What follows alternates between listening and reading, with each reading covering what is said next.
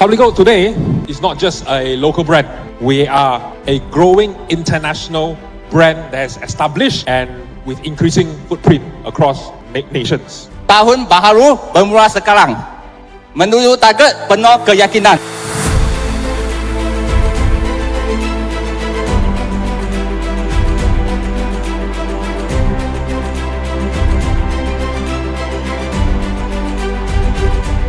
One thing I want to share here is, number one, don't ever give up. Number two, you have decided to do a business, do or die. Sebenarnya pekerjaan saya adalah berisiko. Apa-apa boleh terjadi. Jika saya dah tiada, mungkin income ni boleh pergi ke isteri saya.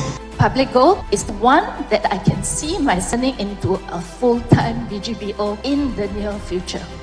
Persenasi saya hampir 3 juta. Buat saja. Teruskan melangkah sehingga anda capai financial freedom. Publico ini bukan cuma sekedar bisnis emas, tapi adalah sebuah literasi keuangan. Saya yakin kesejahteraan Indonesia akan baik bersama dengan Publico.